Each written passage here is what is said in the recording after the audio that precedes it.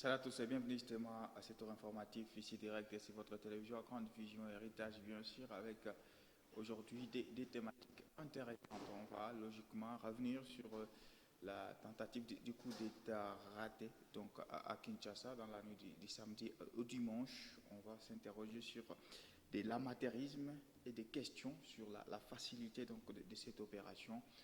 Quel enseignement tiré donc de ce fameux coup d'État raté. Et puis, report des élections au bureau de l'Assemblée nationale sans malgré les assurances donc d'Augustin Kabouya. On va s'interroger si cette attitude bloquerait les institutions de la République démocratique du Congo. Ça sera avec notre analyste politique indépendant, Josué Kazadi. Bonjour et bienvenue, monsieur. Bonjour, Monsieur Jean-Claude, merci. Je profite aussi pour saluer la population qui nous suit en ce moment. Alors, on a convié à toutes les tendances, mais malheureusement, les invités ont carrément décommandé à la dernière minute. Donc, c'est avec M. Josué Kazali qu'on va cheminer au cours de ces numéros d'ici direct. Mesdames et messieurs, bienvenue à toutes et à tous.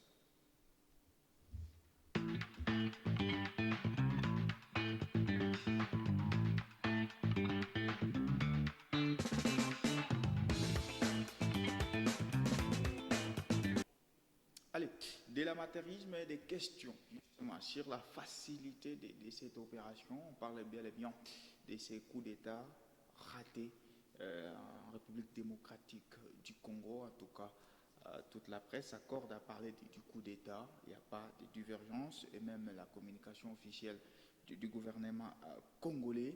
Et nous allons maintenant nous projeter sur quels enseignements tirer, quelle doit être la réponse donnée par rapport à l'État congolais. Monsieur, vous avez suivi l'actualité comme tout le monde déjà, qui a pris en haleine tout. Quel est votre sentiment aujourd'hui après donc avoir suivi l'ensemble d'éléments recoupés, coupés autour de ces coups d'État? Je voudrais d'abord dire ici que mes premiers sentiments étaient de frustration, euh, voir le symbole de la nation prise en otage pendant même une minute par des gens non autrement identifiés. Cela démontre la largesse de notre système de défense, la porosité de nos frontières, parce que ces gens ne sont pas venus d'ici, ils sont venus d'ailleurs.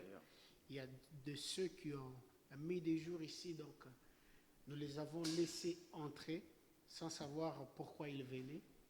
Et ici, ils n'ont pas été inquiétés. Pourtant, certains d'entre eux étaient déjà fichés depuis plus de 10 ans maintenant. Comme les commanditaires. Comme les bon, est-ce que c'est lui le Ah oui, commanditaire, bon, comme donc le chef des files, le chef des files, parlons du chef des files, et qui est fiché par nos renseignements depuis 2010, qui malheureusement est entré ici sans être inquiété. Il a eu le temps de préparer son théâtre, il a eu le temps de manipuler ceux qui l'ont accompagné, il a eu le temps de faire venir ceux qui étaient avec lui. Je dis que la nation est tombée dans un gouffre, le plus bas qu'il soit. Si aujourd'hui la présidence ou le bureau du président de la République est ainsi attaqué, et que dire de nous paisibles citoyens? Nous avons parlé plusieurs fois de l'insécurité qui ne fait que grandir dans ce pays, et là, nous venons d'assister à plus que de l'insécurité. Nous pouvons dire aujourd'hui que dans ces pays, personne n'est à l'abri. Même ceux qui pensaient ou qui pensent encore être à l'abri avec ce qui s'est passé, personne n'est à l'abri. Nous devons aujourd'hui nous poser des questions sur notre système de défense et voir où nous avons failli pour redorer l'image de notre pays.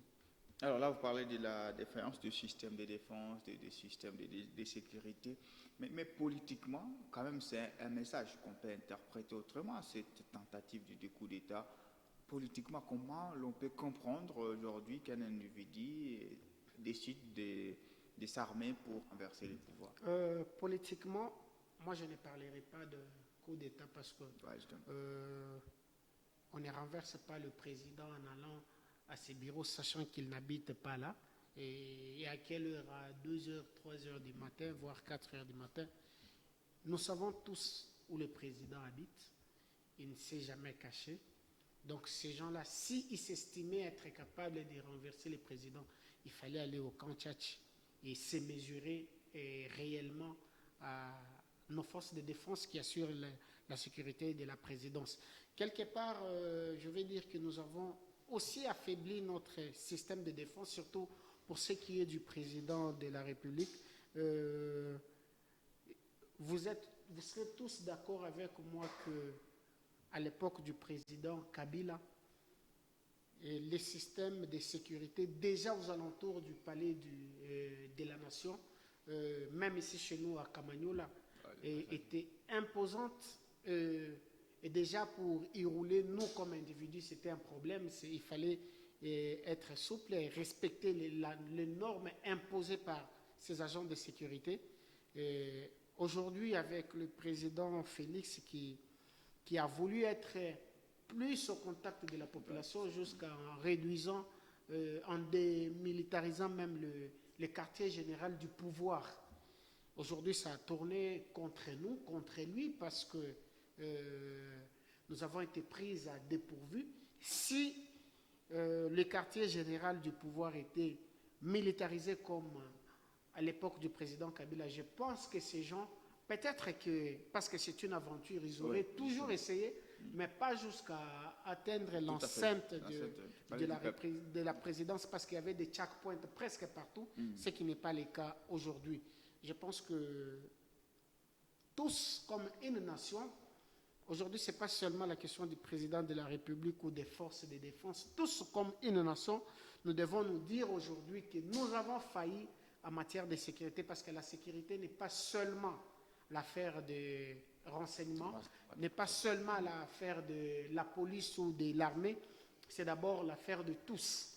Et nous avons tous la responsabilité de veiller à la sécurité de notre pays. Si nous connaissons les situations d'insécurité que nous sommes en train de connaître aujourd'hui, quelque part nous avons été complices. Et si aujourd'hui ces gens sont entrés au cœur du pouvoir, qui est d'abord la capitale du pays, Kinshasa, c'est parce que quelque part nous avons été complices. Peut-être d'une manière directe ou indirecte. D'une manière directe, ça veut dire faciliter l'entrée à ces gens. Mais d'une manière indirecte, c'est quand nous avons des frontières poreuses, nous avons des agents de renseignement qui présentent beaucoup de laxisme, de laisser passer sans savoir qui entre et pourquoi, quelle est cette personne. Connaître les origines, si je parlais des origines, ce n'est pas des origines parentales, non. Oui. Des origines, savoir cette personne est motivée par quoi en venant au pays, c'est des choses qui nous manquent, parce que nous avons eu aussi à traverser nos frontières pour sortir ou pour rentrer. Vous constaterez qu'il y a une largesse dans nos frontières, même dans nos aéroports. C'est comme ça que nous nous sommes fait surpris ce samedi vers dimanche. Alors voilà, l'une des vraies cibles jusqu'aujourd'hui déclarée, c'est Vital Kamerhe. On sait la valeur qu'il a dans ce système politique en République démocratique du Congo. Est-ce que ça aussi, ça doit avoir une interprétation particulière de voir que sa résidence a quand même été sublimement attaquée? Je ne vais pas réduire ce qui s'est passé le dimanche matin à l'individu de Vital Kamerhe, qui n'a rien à voir avec le pouvoir. Aujourd'hui, M. Kamerhe est simple député national. Tout à fait. Donc, attaquer M. Kamerhe ne met pas en mal le pouvoir. Si ces gens avaient réussi leur coup chez M. Vital Kamerhe, aujourd'hui on parlerait peut-être de l'attaque du domicile de Vital Kamerhe, on s'arrêterait là. Si aujourd'hui ce dossier a pris de l'ampleur, c'est parce qu'ils sont allés jusqu'au palais du peuple, qui n'est pas seulement le bureau du président de la République, parce que ces palais renferment beaucoup de services. Les services de renseignement, nous sommes sûrs, parce que le président étant les garants, le commandant suprême, nous disons déjà que c'est même la sécurité du pays qui a été touchée. Et sachant que c'est ce bâtiment qui a été frappé, c'est normal, nous sommes des individus vulnérables. En 2001, les États-Unis ont été frappés dans son cœur même de la défense. Le Pentagone avait été frappé, avait été touché. Et nous avons vu la réaction des États-Unis. et c'est la réaction que nous voudrions avoir aujourd'hui. C'est limité à ces messieurs qui a été audacieux, qui s'est cru dans un film, serait l'erreur fatale que nous allons commettre. Parce que nous devons nous poser à qui aurait profité ce coup d'État. C'est d'ailleurs ça, la prochaine question. Oui. Et ce qui est vrai, moi je me dis que ce monsieur a été là pour distraire. Il a attiré l'attention, mais le vrai coup n'allait pas se faire là-bas. En attaquant la résidence de Vital Kamerhe, Vital Kamerhe n'est pas le symbole du pouvoir. Là, on a attaqué le symbole du pouvoir, mais on n'a pas attaqué celui qui porte le pouvoir. Et peut-être que c'était une idée, sachant que la présidence n'est pas militarisée comme avant. Il savait qu'il y aurait des forces de défense, de sécurité qui viendraient en renfort et laisseraient peut-être une brèche là où se trouve le président. Il faudrait qu'aujourd'hui que nous réfléchissions sur le mobile et même la motivation de ces gens. Malheureusement qu'il est mort, ceux qui sont arrêtés ne sont que des acolytes. Mais il faudrait que l'on fasse des enquêtes, et des vraies enquêtes pour découvrir c'était quoi la motivation de ces gens-là. Est-ce qu'il y a lieu d'y voir le Rwanda derrière? Puisqu'on connaît les bras de fer qu'il y a entre personnellement le président Félix Tshisekedi et Paul Kagame et la rivalité entre les deux régimes, on le sait. Est-ce qu'aujourd'hui, c'est tôt de le dire, est-ce qu'il y a lieu de voir le Rwanda derrière? Dès lors que celui qui a perpétré ces attaques congolais, celui qui était à la tête congolais, ceux qui remplissent ces rangs sont congolais, moi personnellement, je dirais, arrêtons de voir le Rwanda partout. Nous devons nous poser des questions sur notre propre identité. C'est un fils de la maison qui a attaqué la maison de son père. Il faudrait savoir qu'est-ce qui l'a poussé à faire ça. C'est vrai qu'il peut y avoir de ramifications dans certains pays, surtout que ces gens, quand vous voyez où ils ont été arrêtés, c'est parce qu'ils voulaient fuir vers de l'autre côté, le Congo-Brazza. Ça veut dire que là-bas, ils se sentraient en sécurité. Surtout que, selon certaines sources, M. Christian est entré par les beaches. Ça veut dire qu'il est entré par le Congo-Brazzaville. Ça veut dire qu'aujourd'hui, on ne peut pas seulement regarder vers le Rwanda. Parmi ces gens, il y a des Américains, il y a des Juifs, il y a des Kenyans. Toutes ces nationalités, ce sont des pays sur lesquels nous devons nous questionner aujourd'hui. Même pour les relations. Même pour les relations que nous entretenons avec eux, nous devons aujourd'hui nous poser des questions. Parce que même le monsieur Christian, aujourd'hui, il est naturalisé américain. Ça veut dire qu'aux États-Unis, on savait qu'il quittait le Congo. Tout à fait. Il allait au Congo faire quoi? Ça veut dire que quelque part, quelqu'un aux États-Unis savait ce qu'il est allé faire au Congo. Donc nous devons tout remettre en question, pas seulement voir le Rwanda. Aujourd'hui, si vous traversez la frontière de Kasumbalé, ça pour aller en Zambie, on vous demande même là où vous allez loger. Je vais loger dans tel hôtel. Donc ne soyez pas surpris et qu'un jour que quelqu'un frappe à la porte de votre hôtel pour voir si réellement vous êtes dans cet hôtel-là. Est-ce que ce sont des choses qui se font ici chez nous? Moi, je pense que c'est chez nous, une fois que vous êtes entré, c'est fini. On se contente du peu que vous allez laisser. Et surtout le fait que les agents de sécurité qui protègent nos frontières, qui protègent nos portes d'entrée, ont la main tendue. Celui qui a la main tendue présente déjà une faiblesse. Voilà. Il y a les fronts de Corneille Nangaa qui cherchent à renverser les pouvoirs. Il y a Christian Malanga qui nous a surpris, même si on sait que par aisance, il a toujours ces velléités-là depuis le régime de Joseph Kabila. Est-ce qu'aujourd'hui, il y a maintenant une réponse appropriée qui devait être prise par les régimes en place pour peut-être mettre fin à ces genres de velléités, puisqu'on sent que n'importe qui aujourd'hui peut prendre son micro et vilipender les régimes, n'importe qui peut menacer les régimes. Il y a maintenant ceux qui commencent à passer à l'action. Y a-t-il politiquement ou, si vous voulez, dans d'autres mécanismes, une manière de faire taire ces genres de velléités, puisqu'on le sait, prendre le pouvoir par les armes est condamné par la Constitution? Moi, je pense que je suis partisan des institutions fortes. Ouais. Qui dit institutions fortes, ce sont des institutions qui ne se laissent pas intimider par des individus, qui ne se laissent pas à la proie des individus, qui ne va pas ou qui ne vont pas selon la volonté des individus. Malheureusement, dans ces pays, notre cher et beau pays, tout le monde a le droit de dire tout ce qu'il veut sur le pouvoir. Aujourd'hui, on peut se poser la question de savoir, parce qu'il y a quelqu'un, un prélat catholique, qui avait dit un jour dans ce pays que ce pays n'attendait qu'un homme fort. Serait-il cet homme fort qui a été abattu? Pourquoi? Parce que tout le monde se permet de parler du pouvoir. Nous devons sacraliser le pouvoir. Et qui doit protéger le pouvoir? C'est nous, tous, peuple congolais, de l'opposition comme de la majorité.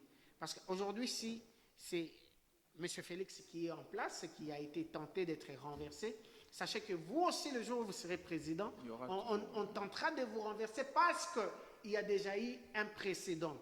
Il faudrait qu'aujourd'hui, comme un seul homme, parce que la Constitution nous donne ces pouvoirs, que nous nous lèvons contre tout celui qui s'insurge contre le pouvoir. Surtout que ce sont des pouvoirs qui viennent des urnes. Le combat aujourd'hui pour accéder au pouvoir au Congo est loyal et légal, ça se passe aux urnes. Vous avez perdu, attendez 5 ans après, vous avez gagné, sachez que vous pouvez perdre au second mandat. Ans, oui. Mais tous, étant peuple congolais, nous devons nous insurger, nous lever contre tous ceux qui s'hasarderont prendre les pouvoirs, prendre les armes ou des mauvaises langues contre le pouvoir. Comme M. Nanga, moi je l'ai dit sur vos plateaux ici, que si moi j'étais président de la République aujourd'hui, même la famille de Nanga n'existerait pas dans ce pays. Parce qu'il faut inculquer la peur dans les chefs du peuple pour que ces choses ne reviennent pas. Ce n'est pas de la dictature, mais il faudrait que l'État soit respecté. On ne peut pas aller au développement quand nous-mêmes nous nous fragilisons en prenant les armes contre la République. Ça ne va pas. Alors, en attendant donc les résultats de l'enquête, il y a l'opposition, comme Moïse Katumbi, qui ont condamné justement, mais Martin Fayulu demande quand même une enquête indépendante. Et qu'est-ce que M. Fayulu appelle enquête indépendante? C'est justement parce qu'il parle quand même de la... Nous devons éviter des propos, une politique politicienne, surtout, s'il vous plaît, il évoque la surtout facilité. quand il s'agit de la sûreté de notre pays. Nous devons éviter des mots qui ne tiennent pas lieu. Aujourd'hui, c'est vrai, nous devons tous condamner, mais qu'est-ce que nous appelons enquête indépendante? Et qui doit mener cette enquête? Si nous devons parler d'une enquête indépendante, alors laissons les choses suivre leur cours. S'il faut une enquête indépendante, il faudrait qu'il y ait des gens qui répondent de ce qui s'est passé. Et s'il y a des gens qui doivent répondre, ça veut dire que l'enquête ne doit pas être indépendante. Voilà, donc il va falloir ajuster. Mais quand même, à votre première parole, vous avez pointé du doigt la faillite quand même des services de renseignement et tout. Il faut quand même qu'il y ait des gens qui donnent des réponses immédiates même au président de la République. Si, c'est ça que je dis. Moi, ça m'étonne que 48 heures après, qu'il n'y ait pas eu des interpellations, parce qu'aujourd'hui, moi, si j'étais le numéro 1 des renseignements... Mais les commandants étaient même... Et peu importe. Le problème est qu'ils ont touché au symbole de la nation. Notre drapeau a été descendu au bureau du président de la République pour monter un autre drapeau. C'est déjà le symbole de l'État qui est touché. Et ceux qui ont fait ça sont connus de nos services de renseignement. C'est là que pose problème. Qui savait que M. Christian était ici? Il faudrait aujourd'hui, nous, peuple congolais, nous réclamons que des têtes tombent. Si les gens n'ont pas l'audace de démissionner, le président de la République, garant des institutions, doit prendre les choses en main pour ramener de l'ordre. Voilà. On a fini avec cette première thématique par rapport à cette tentative de coup d'État.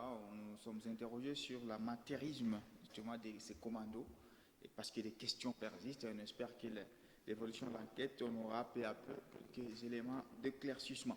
On va parler de ces reports sans délai, des élections au bureau de l'Assemblée nationale avec vous, M. Josué Kazadi. Encore une fois, l'Union sacrée, juste après la rencontre avec le président Félix Tshisekedi, le ticket choisi par le présidium a été donc déclaré invalide. Hier, lundi, Augustin Kabouya est allé encore mettre une mouture d'un ticket. Cette fois, il reste rassurant qu'au cours de cette semaine, il y aura bel et bien l'élection du bureau définitif de l'Assemblée nationale. Est-ce qu'avec cette démarche, l'Union sacrée est-elle en train de débloquer la bonne marche des institutions du pays? Ce n'est plus une question, c'est une évidence. Okay. Aujourd'hui, l'Union sacrée, je l'ai dit la semaine passée, l'Union sacrée a pris en otage les pays. Nous avons suggéré au président de prendre ses responsabilités. Nous l'avons vu prendre langue avec les députés qui composent sa famille politique, l'Union sacrée. Il n'est pas allé par le dos de la cuillère, mais nous pensons qu'il n'a pas donné la réponse que nous attendons.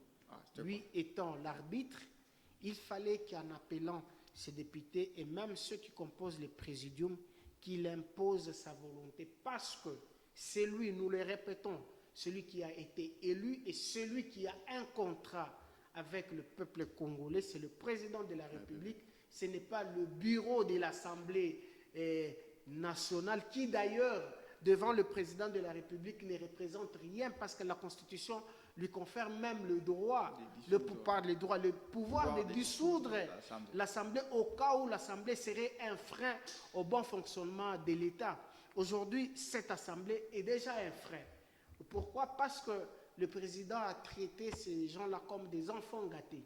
Il faudrait aujourd'hui qu'il use de ses pouvoirs de père pour ramener tout le monde à l'ordre. Ça ne sera pas le cas jusqu'ici, puisqu'il les a remis encore pour aller discuter et tout.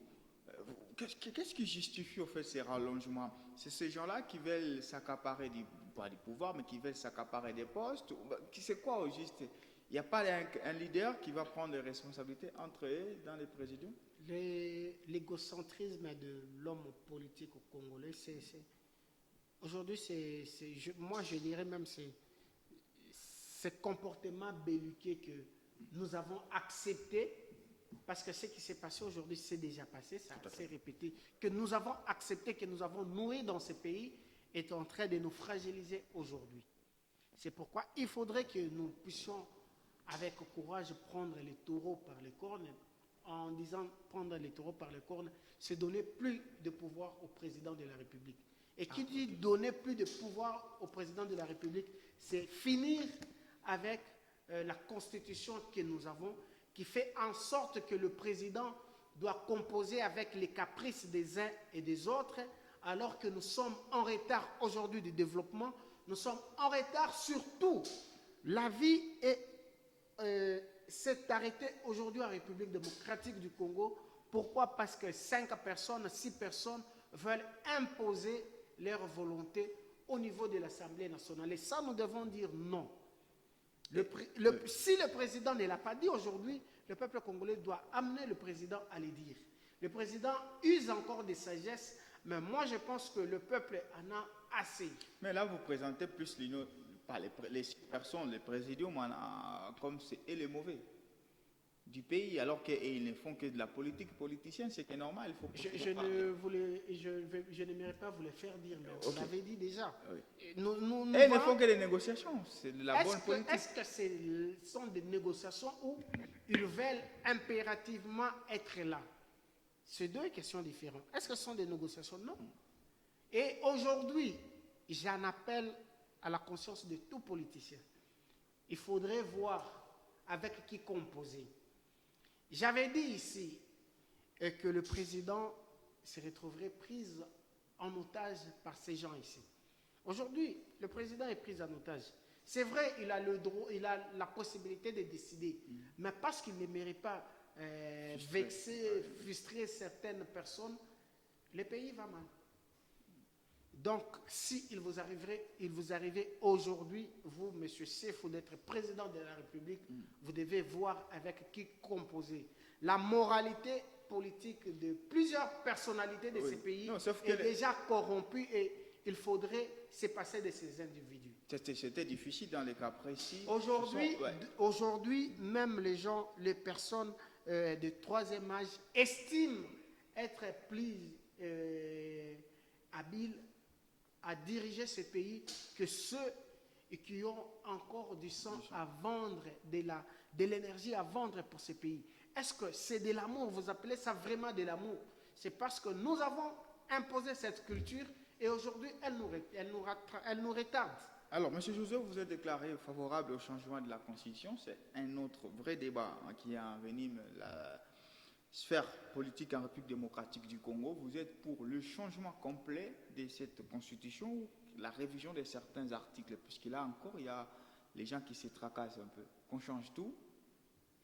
Vous savez, aujourd'hui, ceux qui se tracassent, ce n'est pas le peuple, ce sont ceux qui se retrouveront en mal de positionnement, ceux qui verront leurs intérêts ne plus être garantis, ceux qui aimeraient rester se pérenniser au pouvoir, ce sont ceux qui aujourd'hui, certains ont mal, certains, comme on peut dire, chacun sort de son lot pour dire... Parce qu'essentiellement, l'opposition est vent debout.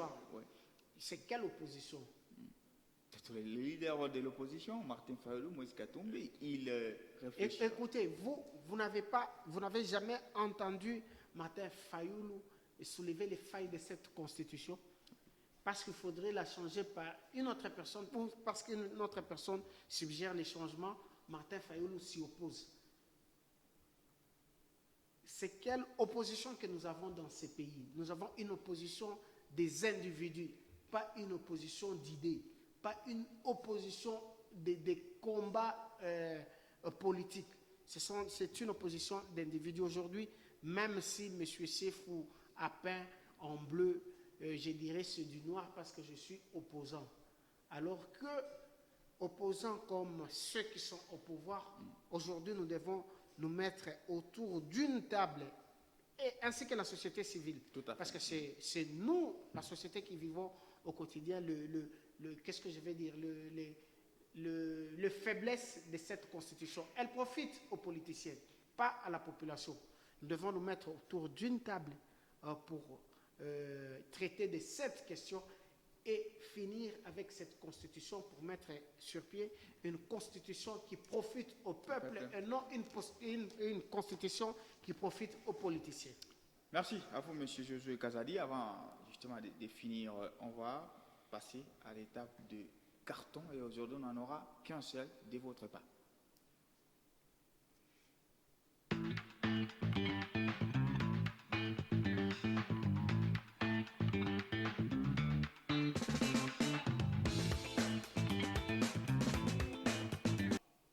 Allez, Monsieur Josué Kazadi, analyste politique, aujourd'hui, vous avez prévu quel carton et vous l'adressez à qui? Un carton vert à nos forces de défense ainsi qu'aux jeunes patriotes Ouazalindo qui aujourd'hui reprennent le pied sur l'ennemi qui a morcelé le pays aujourd'hui. Nos forces sont en train d'avancer. Et avec la grâce de Dieu, avec l'appui des politiques, si nous continuons, je pense que c'est possible de reprendre l'intégrité de notre pays et de mettre hors d'état de nuit tous ceux qui pensent qu'il faudrait verser du sang pour avoir le pouvoir ou pour s'enrichir dans ces pays. Bien, bon message patriotique de votre part. En tout cas, merci d'avoir bien voulu passer aujourd'hui dans Ici Direct. C'est moi qui vous remercie. Allez, c'est la fin donc de ce numéro d'Ici Direct dans 10 minutes exactement. En monte faisant foi, vous allez suivre la grande édition du journal. Ici Direct revient, c'est mercredi avec Dantita pour décrypter d'autres sujets d'actualité, mais également avec d'autres chroniqueurs politiques. Merci de nous avoir suivis. Restez éclairés en suivant nos programmes et au revoir.